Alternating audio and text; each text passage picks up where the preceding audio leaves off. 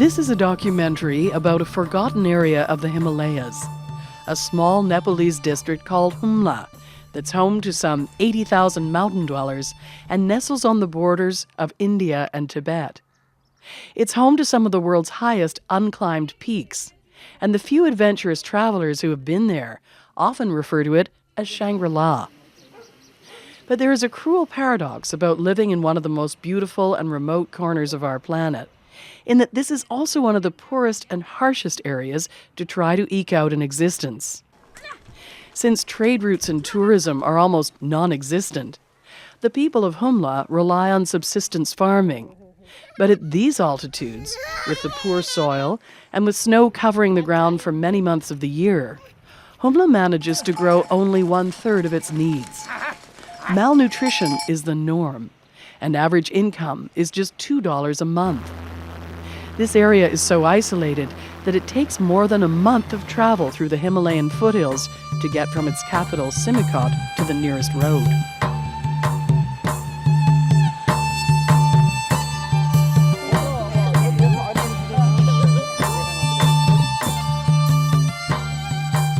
But this is also a documentary about people who are making a difference. It often seems the case that when circumstances are at their worst, that the best in people comes out. Dr. Yeshi is one such person, and against all the odds, managed to become the first doctor in Humla, and then go on to build a small clinic in the capital, Simikot. My name is Dr. Yeshi Lama. I am from Brownshire village, Humla, Simikot. I am 30 years old. Yeshi's story is even more inspirational when we learn that his drive to become a doctor stemmed from the tragedy of his mother's death. I born in here in Humla itself. When I was 5 years old, my mom passed away due to malnutrition because at that time there were no any medical facilities in Humla region. So my father tried to save her and show to different shaman as a superstitious, but it didn't help. So that she just passed away in front of me. It felt me so bad, even though I were 5 years old. So after that, I thought I should be a doctor anyhow. A shaman is considered the intermediary between the human and spirit worlds. While in a trance, spirits will speak through his body, which allow him to diagnose illnesses and sometimes to cure them. As much as the miracle of Yeshi somehow becoming a doctor was the actual completion of the hospital itself, with every rock hewn out of the hillside and every timber cut and shaped by hand. Harder still was raising the finances to pay for the materials and workers. When I was working in India, I'm working double times, 16 hours in a day. And then whatever I raise from my salary and from my over duty, so I sent Humla. I built this hospital, but still due to the lack of financial, it took 3 years to complete the hospital. Perhaps ultimate proof of the difference that Dr. Yeshi has made is that now the shamans come to visit him. Yeah, at the moment, I'm really proud of my hospital, because even though is it very small, but from 2004 to 2008, we treated more than 55,000 patients here from this hospital. And the best thing is, none of the patients die yet from our hospital. And all the local peoples are very happy from our good service. Another person making a difference and dedicating most of her time to helping the Nepalese is Wanda Vivkin, New Zealand-born, but now a Canadian citizen. When I think about Nepal, I think about the Middle Hills, I think about the people, I think about the big high mountains that make you feel really small, I think about the kids, I think about the poverty and about how little people there have, and I think of how lucky I am. Wanda has helped in many ways, from setting up an organization that protects the rights of the mountain porters to building a library for a local school. But recently, she's been helping Dr. Yeshi with the funding of his hospital. However, this trip was to be about something completely different. And we were sort of thinking, this nurse and I, about, what can we do to sort of protect kids' eyes in Humla? But baseball caps are a pretty easy sell to kids. And we'd seen them being worn now and then in a few villages, but thought that'd be an easy thing to collect in Canada. This was Wanda during an interview with CBC Radio. She was making a plea to Canadians to donate their spare baseball caps to the people of Humla to help protect their eyes against cataracts and blindness. She herself would deliver the caps during one of her guided treks. Her project was called Caps Against Cataracts. A cataract is a clouding of the lens that results in decreased vision and eventually blindness if left untreated. A clear, healthy lens successfully focuses light onto the retina. However, when cells in the lens degenerate, a cataract forms, which prevents some light from entering the eye, as well as damaging the ability to focus.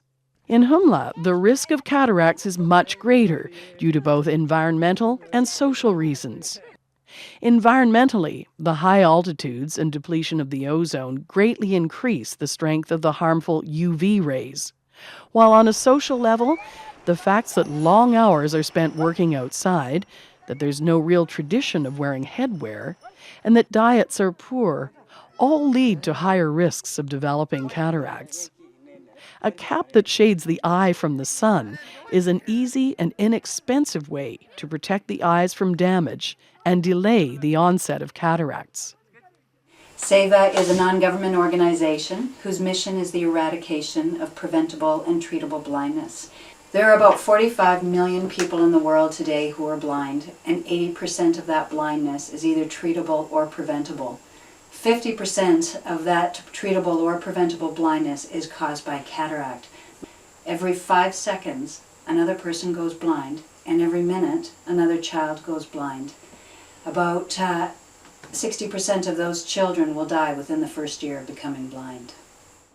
To Wanda's surprise, caps started flooding in from everywhere. They were delivered personally to her front door. Schools started collections. They were delivered by post from other provinces. The sports stores who were collecting on Wanda's behalf were becoming inundated. And it wasn't long before Wanda's home became a baseball cap warehouse. I had no idea that it would attract, 4,000 plus baseball caps. Because it just started with a single email to a few friends. I really thought that I would just be taking, a couple of duffel bags with me and then, having a bit of fun. Not only were the caps coming from all areas of Canada, they were also being donated by all types of Canadians. I really like this one because I'm Jewish, so here's the Star of David, and I'm Canadian, so there's a hockey stick. Zach ended up collecting some 300, but the largest personal donation had to have come from Dale. Here's one of my favorite hats, the Edmonton Eskimos, which won 5 Grey Cups in a row here. 78, 79, 80, 81, and 82. Are you going to be sad to part with that cap? Oh, no. I'm not an Eskimo fan anymore, so I'm giving it up. Wanda's Caps Against Cataracts had also caught the attention of Alan Walkowicz, Chief Justice of Alberta. I reprimanded a young lawyer for coming into court with a cap on one time, and this was the cap, and I said, hand it over to me, so I've kept it. This overwhelming response made Wanda start to think about Canadians and their relationship to their caps. Alberta seems to celebrate every event with a signature baseball cap. So when a oil refinery was built, or when somebody's little league won the championships, there was a hat made, and they're all here. I went through some of the bags, and there's like the history of the NHL here, and the history of university hockey leagues and Athletics Canada, and you name it. As the mountain of caps grew, so did Wanda's project. She thought it would be a good idea to educate some of her local Edmonton school children about cataracts. The students quickly embraced the idea of helping out less fortunate kids on the other side of the planet. There are 200,000 people who are blind in Nepal, and 70% of them have cataracts. Wanda also cunningly got the kids to pack a few thousand of the donated caps. The bags were now ready to go, but she still had to get them to Nepal. One idea she hit on was to ask other travelers if they could manage an extra bag or two. Because you're allowed 2 duffels each, right? And how many people are going? 6 of you. Oh wow! And you guys going hiking? You sure you can't take 2? Wanda needed as much help as possible since she was on her way to collecting more than 10,000 caps. Wanda's plan was to deliver the caps while guiding a Humla trek that she'd organized through her company, High Himalaya. She had arranged for the trekkers to meet where all Nepali adventures start, in Kathmandu. Kathmandu lies in a beautiful valley at an altitude of 4,500 feet and is an ancient site with buildings dating back some 2,000 years. Like so many capitals, it has the attraction of being a fascinating blend of cultures. Kathmandu's own particular melting pot is primarily shaped by its geographical location, being at the crossroads of the Himalayas. Tibetan and Buddhist influences from the north, Hindu ingredients from the south and west, and even Burmese elements from the east, all fusing with Nepal's own mountain cultures.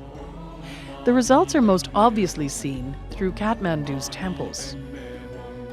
The Buddhist temple Swayambhunath also goes by other names, often referred to as the Monkey Temple due to the cheeky inhabitants that have taken up residence. In Tibetan, it's not surprisingly named Sublime Trees.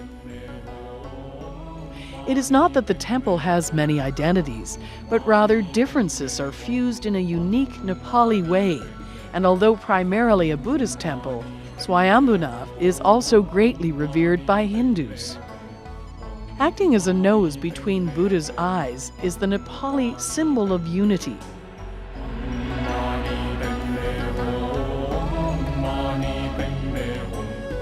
The temple Buddhanath's ancient stupa is one of the largest in the world and is again honored by both Buddhists and Hindus. Joining in with prayers at sunrise at Buddhanath and absorbing the sense of unity, whether religious or not, should really be on your list of 100 things to do in your lifetime.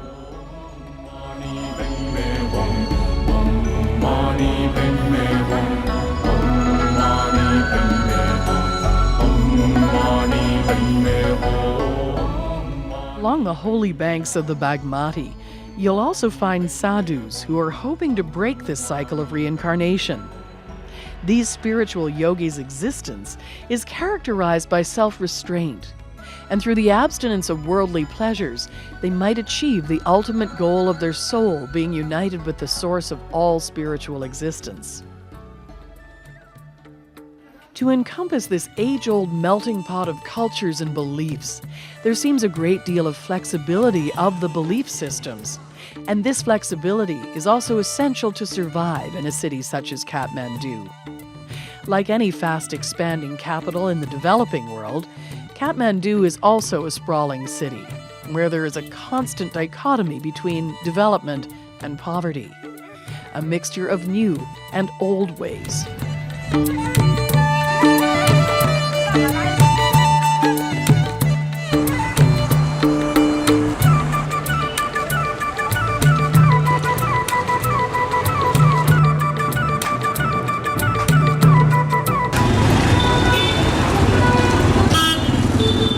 By early May, Wanda had somehow managed to get most of the caps she'd collected to Kathmandu in time for her pre-monsoon trek.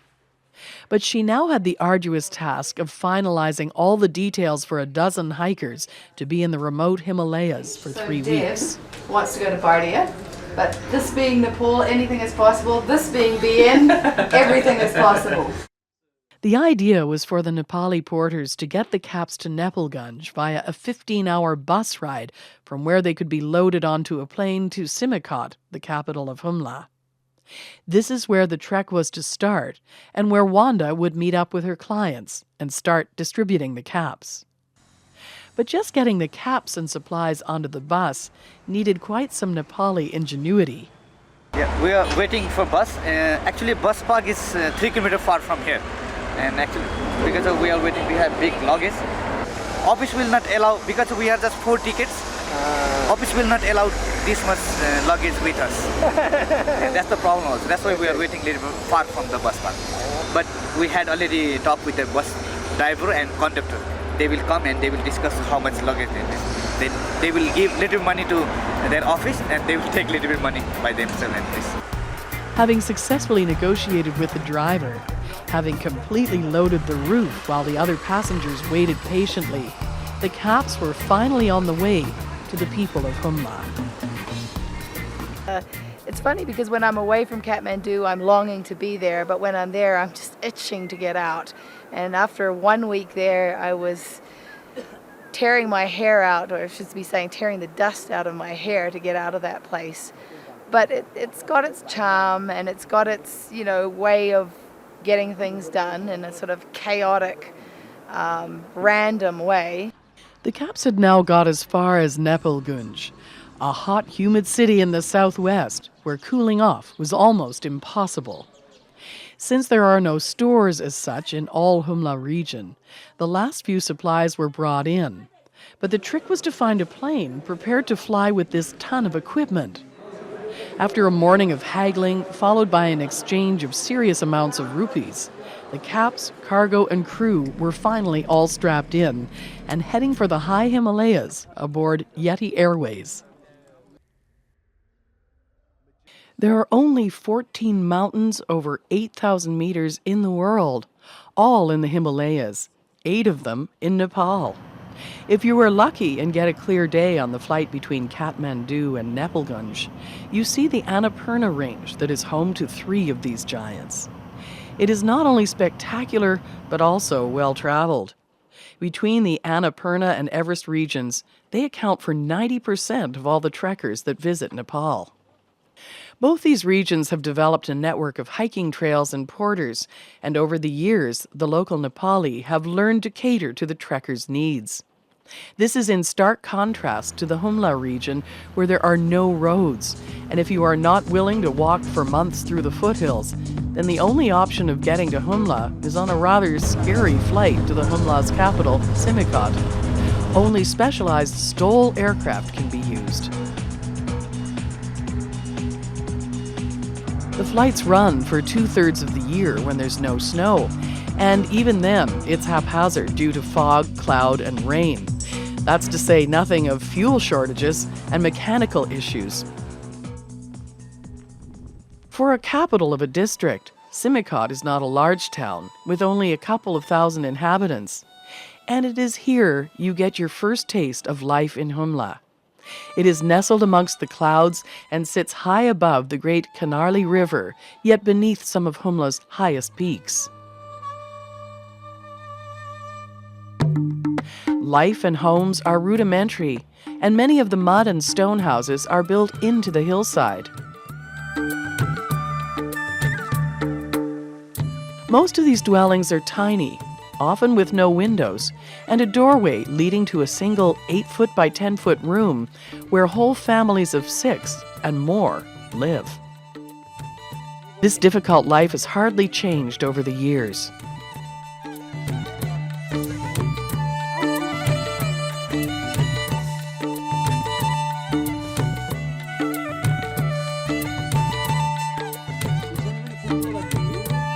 But much of daily life takes place outside the home, in the streets or on the communal terraces.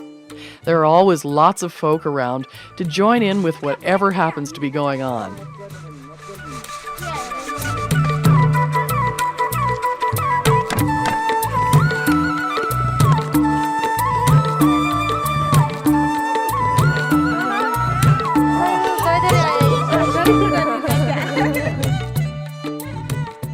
When not at home, the majority of time is spent in the fields. Since food is too expensive to fly in, everything must be grown locally. And because the growing season is short, all possible land is used, however steep. At 10,000 feet, it's a hard commute home. But when you get to the newer center of Simikot, you'll notice things are slowly changing. The local shops hold a few of the latest Kathmandu exports. Some of the kids get to attend school. The houses are larger, with both windows and doors, and there is even talk of the runway being paved.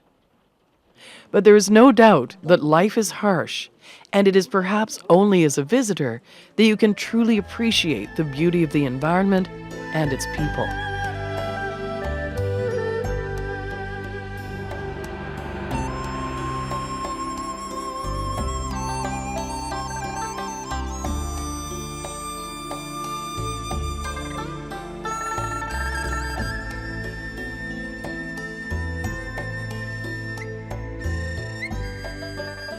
Since Simikot is the capital of Humla and has the landing strip, this is where Dr. Yeshi decided to build a hospital, on the hilltop ridge overlooked by Humla's awesome mountains. As you can imagine, within the 55,000 patients that Dr. Yeshi and his staff have seen in the last 3 years, they've treated just about every condition. This baby, who was brought to the center, had pneumonia, and without the intravenous antibiotics, would have probably died. But most of the illnesses relate to the harsh living conditions of malnutrition and lack of general sanitation. This patient, not even 30 years old, suffers from chronic rheumatoid arthritis. Dr. Yeshi suspects this is due to the fact that his whole childhood was spent in cold, wet clothes because he was tending to the sheep and goats. This farmer walked for 2 days to get to the clinic with the injuries he sustained while repairing a wall along his field. He just fell down from the rocks, and then he have broken the ribs here, and then so he have a big wound on his head. From premature babies to scabies, Dr. Yeshi and his staff always try to help in whatever way they can. Although no patient has died in the hospital to date, this, as Yeshi explains, is due to the fact that many never get to the hospital or die on the way. Most of the patients, they are 4 or 5 days away from Simikot, from the capital, and then they can't visit the hospital for their treatment. And most of them die in the middle of the way. Most of the patients, they rub in a blanket, and poor people just make a way in the snow, and then somebody carry, and the patient can ride on the horse, and somebody just catch on a horse and bring to the hospital. It's really very tough in winter. Eye problems are always a large part of the clinic's work. Before this patient have a trachoma. Trachoma is a kind of eye disease, so due to the unclean water, so infected water, so if they wash through like this, so if the dust come on the eyes and they didn't wash it and they didn't clean it, then it will happen. So. Every year, Dr. Yeshi holds an eye clinic, which ranges from eyeglass prescriptions to surgery. It can't be underestimated the difference decent vision makes to people's lives and livelihoods. Blindness causes poverty. If you're blind, you can't work. If you're blind, you need someone else in the family to stay home and look after you. You can't participate in community life. You can't go to school. You can't work. There is no CNIB. There are no guide dogs. There are no canes. There are no braille machines or books. Your life is essentially empty, and you're marginalized and shunned by society because you can no longer contribute. And not only are you marginalized and shunned, but the person who's looking after you has also become marginalized because they can no longer participate in community life either because they're so busy looking after you. In 2007, we treated 94 patient cataract surgery and changed intraocular lens, and all these patients are very happy. Still, we have many patients waiting in the queue, and we need to do one cataract surgery eye camp every year, and we hope we'll continue it. Dr. Yeshi's story is extraordinary in every way, from his desire to become the first Humla doctor at the age of 5 to treating tens of thousands of fellow Nepali. During the 10-year Nepali civil war between the Maoists and government forces, Dr. Yeshi was taken prisoner by the Maoists. But when they fully understood his work, he was released, and the Sita Hospital was perhaps the only place where both government forces and Maoist alike could get treated. But Dr. Yeshi is still not satisfied with his clinic. 2 more buildings should be completed by the end of 2010, a second building in which staff can be accommodated, and a third where operations can take place. And being Nepali, Dr. Yeshi does all this with a huge smile on his face. All the caps had now safely arrived in Simikot. The handout was announced on the local radio, and although a good turnout was expected, Dr. Yeshi was in for a shock. Sadly, Wanda's plane had to be turned back due to cloud on the runway, so the distribution had to go ahead without her. Dr. Yeshi had sensibly created a structure to the handout. For 10 rupees, about 5 cents, you got a receipt. Only one per person, and you'd have to fill in information regarding name, sex, and age. So the project also acted as the first Simikot census. People came in dribs and drabs at first. They could choose their cap, and there was even time to look at the posters Wanda had made explaining about how to protect your eyes. The plan seemed to be working.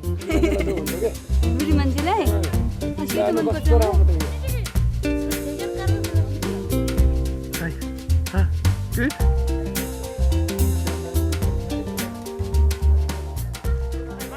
But word had obviously spread, and soon the queue started to grow and grow and grow. There were only 1,500 people in Simikot, and it seems they were all there at the hospital that day. It wasn't clear whether the police had come to help with crowd control or to collect their own caps. But soon the crowd stormed the hospital, and the caps had to be hidden until things calmed down. It was definitely a reflection of the poverty in Humla, all this pushing and shoving for a 5-cent hat.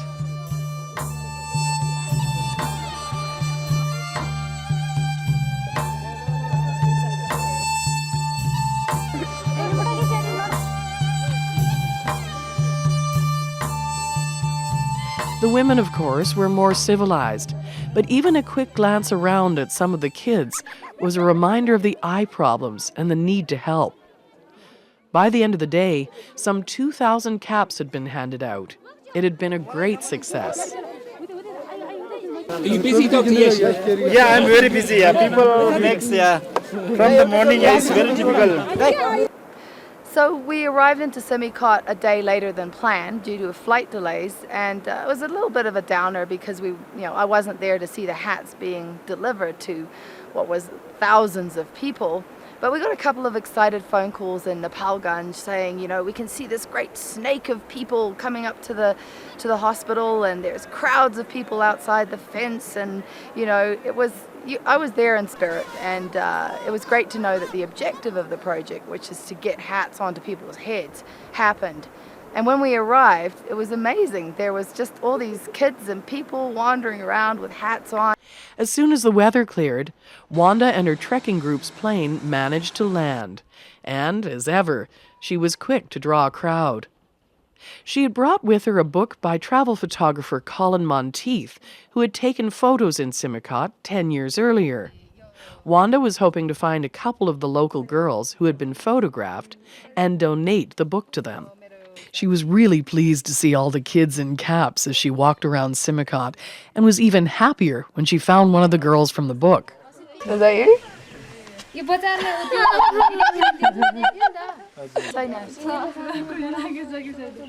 Wanda's hike through Humla was in fact more of an expedition.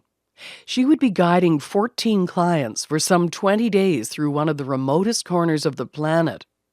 Since there's barely enough food for locals, there would be no chance of stocking up on supplies en route. Between the trekkers and porters, some 1,500 meals had to be accounted for. And then there's the issue of the group's health. Stomachs not used to the local diet. And always the risk of altitude sickness. Along with the delivery of the caps, Wanda had a lot on her mind. I'm having a bad hair day. After finalizing trekking permits with local police and packing up the rest of the equipment, the trekkers and the rest of the caps were finally on their way into the high Himalaya. Simikot is in the heart of the Himalayas, and hiking in any direction means narrow tracks on steep mountainsides. Here, one must always give way to the local traffic that cares not if they run you into the ravines below. Wanda had hired a few yaks of her own to carry all the caps, while all the camping equipment was carried by the donkeys. But within only a couple of hours on the road, Wanda had already been asked to help with an injury. One of the trekkers, Robin, was a nurse and made a temporary repair while Wanda spent much of her time insisting he went on to Dr. Yeshi's hospital where he could get sewn up. This Nepali farmer was lucky enough to find a horse to take him to the hospital. Sporadically clinging to the mountainsides are little villages, and it is here that life has been the same for hundreds of years.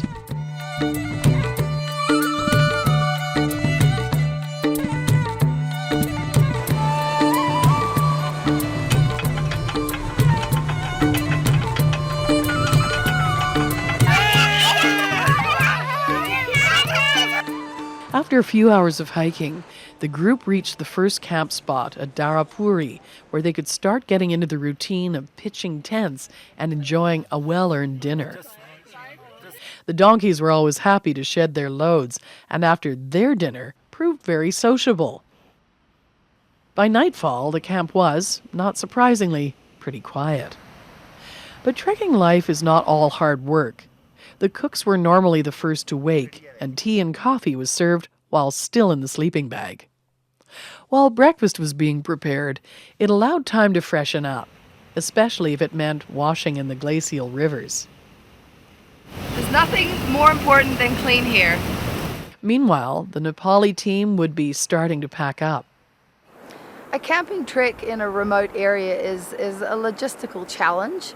You've got to get a whole bunch of tents and food and equipment into a really remote area. But once all of that's in place, things do tick along smoothly, and then you've got to deal with things like weather and whether or not the ponies get in on time and people getting sick. So the key to running a good trekking trip is really just having a really great team behind you that, know what they're responsible for. These yaks were pretty docile, but they can be quite independent, and the Nepalese always keep them on a tight rein.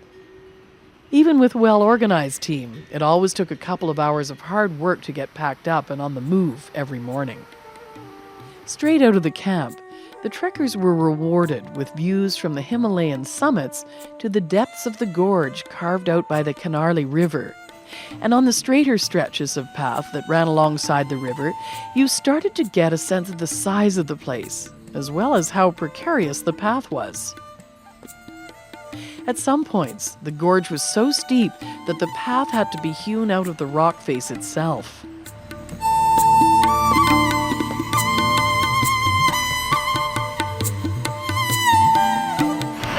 Great day for walking from Darapuri to Kurmi with the river just thundering along down below there. It's just a stunning day.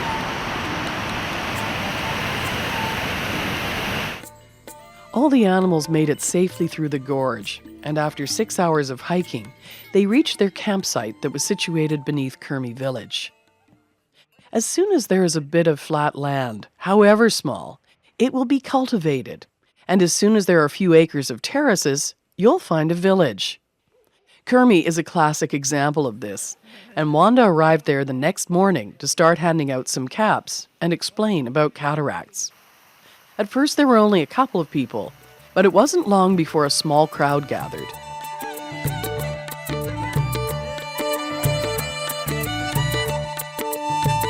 Handing out caps in Kurmi, random chaos, but with a purpose. The women are choosing selectively, the men are choosing randomly. Some were quite discerning about the color and style options, while others chose to enjoy the moment. But in the end, both young and old got their caps, and Wanda had distributed her first 100 caps. It's like a garage sale. It seems that the caps were too late to help with some of the eye problems, but all the Canadian donations will definitely give the youngsters a better chance. By the third day of the trek, everybody was getting in the routine of having a good breakfast. As the group left the village of Kurmi behind, they got into the rhythm of enjoying the hike and soaking up the sights of the locals going about their daily lives.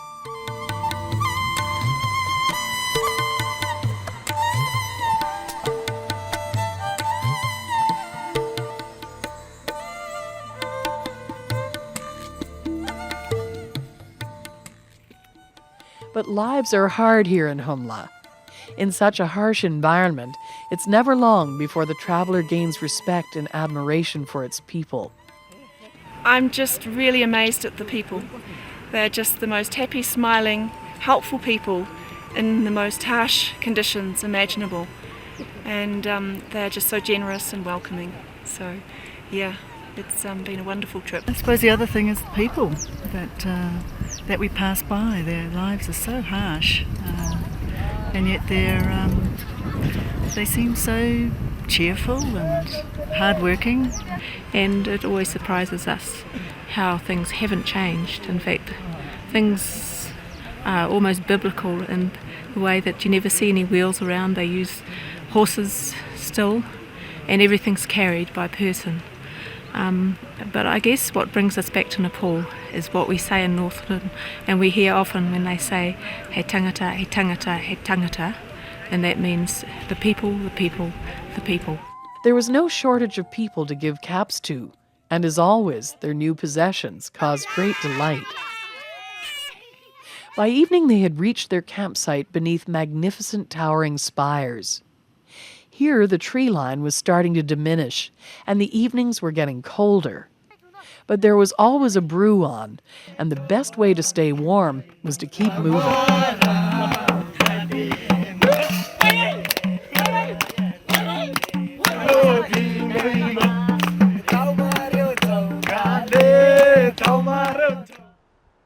But half the group had got sick during the night and had been throwing up, so progress between the towers was slow the next day. What happened? Well, 6 people got done last night by a nasty little bug. So, a few of us are feeling a little bit under the weather. So, What were the consequences of being done? little vomitorious patches around the campsite. As you leave the tree line at 13,000 feet, there's no more vegetation, just the arid rock-strewn valleys where you know that any visit can only be temporary. Camp was set beneath the Nyula Pass, the high point of the trek. We're at 4,100 meters. There's a whole bunch of yaks outside that don't belong to us. We're camped here below the pass. A few people are sick, but I'm very positive that we're going to get over this, and we'll get over the pass and deliver the caps in Limi. I always take responsibilities as a group leader very seriously to make sure everyone's happy and healthy. We've had an unfortunate episode, which means people are a little bit weakened, but the pass is not a difficult pass. Leaving the valley floors and heading up onto the mountains themselves is a strange and wonderful mixture of excitement, foreboding, and beauty. 4,500 meters. How are you feeling? I feel great, actually. A few people are feeling a bit slower and sluggish, but if you haven't been to altitude before, it's quite a knock in the guts. It's a lot harder than you think. A lot of people who are really fit really have the stuffing knocked out of them when they come to altitude. At this altitude, there's half the amount of oxygen in the air. Not surprising that trekkers and climbers struggle. It is the equivalent of only having one lung. The combination of the sickness bug and this lack of oxygen had taken its toll on Deborah, and she was starting to suffer from altitude sickness. She would not have been able to make it without the horses. Not only is the lack of oxygen a problem, but the snow also creates new issues. The porters were used to sliding, and if they lost footing, managed to keep control. But it was a different matter with the ponies or yaks. Here, a pony had slid some 200 feet as the porter and everybody was relieved to see him rejoin his buddies. But if the snow is too soft, the consequences can be just as fatal as a fall. Huge efforts are needed to plow through the soft, deep snow, and broken legs are not uncommon. If a pony got stuck, his load would have to be taken off, and as many as 6 porters were needed to help free the distressed animal. The porters were not happy. The effort at this altitude was huge, but it was the risk of injury to their animals that really concerned them. Wanda, realizing the extent of their hard work, promised them a goat when and if they got to the other side of the pass.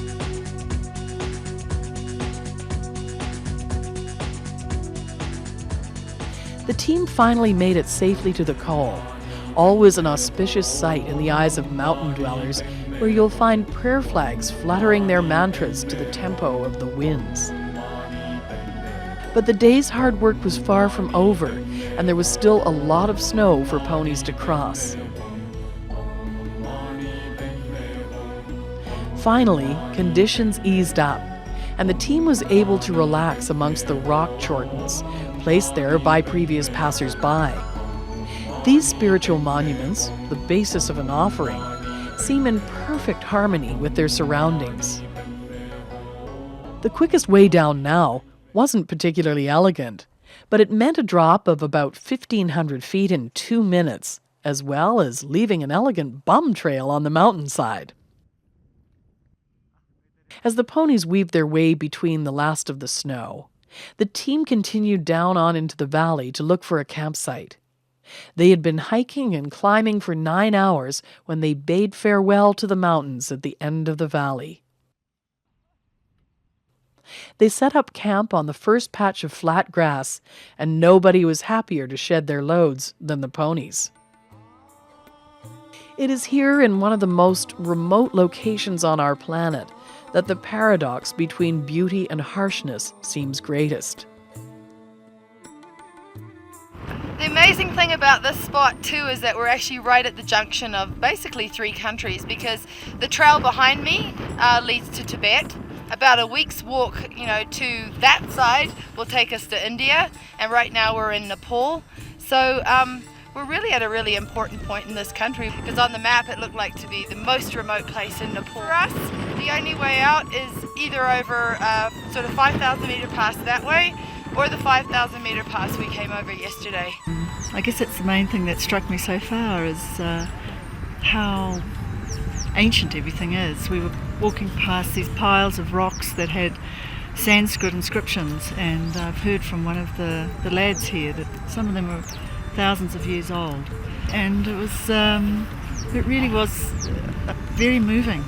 Yeah, some of the things that I've found most striking about being here in Nepal is the absolute remoteness of it, and I suppose probably the sense of history, just a sense of people who have been trekking through here for hundreds, maybe thousands of years. What people need to appreciate about Humla is how basic and how raw life is here, and how harsh the life is here. Nothing comes easily. So one of the biggest factors in Humla that affects people's living is the lack of food, and that's leads to chronic malnutrition amongst the majority of the population here. So they're only able to crop once a year, and that one cropping season, people work so phenomenally hard. And I'm constantly surprised every time I come around the corner, and I think, this has been like this for so long, and nothing has really changed too much here over so many years. It is strange that one of the most spiritual, remote, awe-inspiring, and friendly places is also one of the world's poorest. It is perhaps for these reasons that trekking through the Humla is such a humbling experience.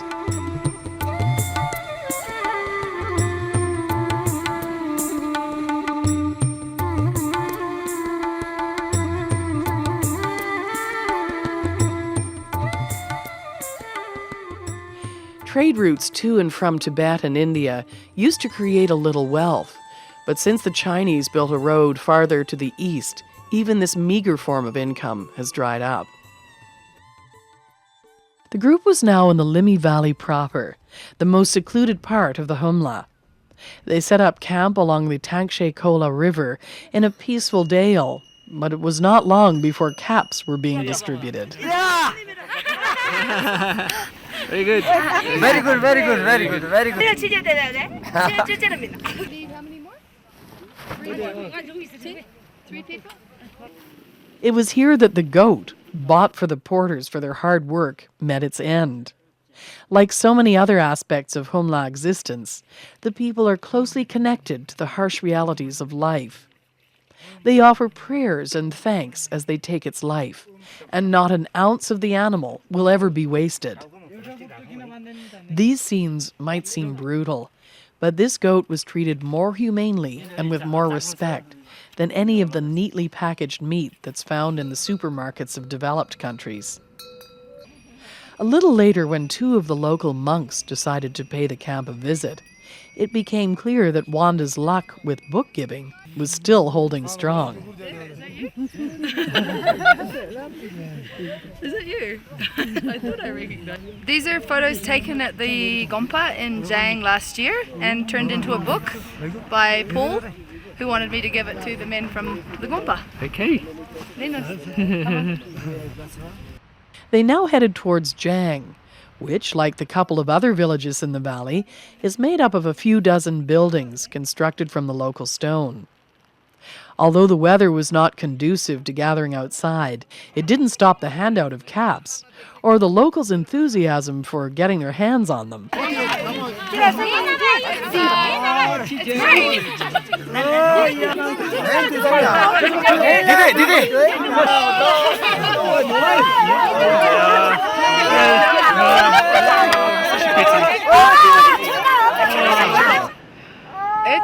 It's just pandemonium. You know, you come into the village and you think you can do this, and then there's this mad rush and people pulling on your arms, and there's a kid crying behind me with an infected eye, and I really want to give a cap, but I know that, you know, I'm just confused. I'm actually quite confused as to how to do this right.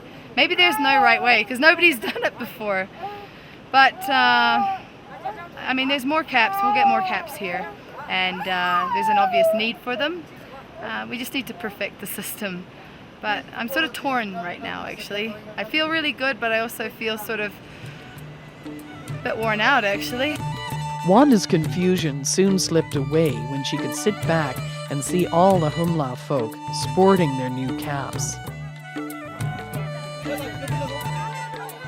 She even found appropriate candidates for some of the special caps. This guy looks like an old farmer. This is a little boy who's going to get Zach's hat. So let's make it fit. Oh, what a cutie.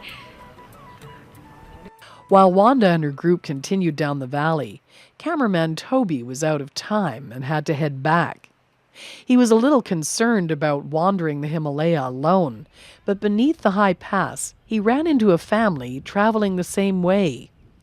His lightweight teepee tent turned out to be almost identical to theirs, the main difference being he was alone in his, while he counted at least 10 in theirs, including a 3-month-old.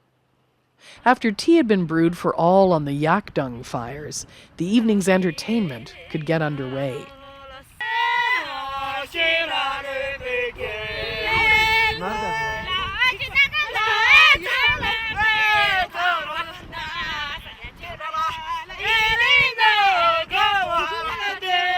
Some of the moves were pretty impressive considering they were now at the altitude of the summits of the Rockies. But what was most remarkable was the next day, everybody, from grandmother to newborn, made it over the 17,000-foot pass in a snowstorm in their old trainers.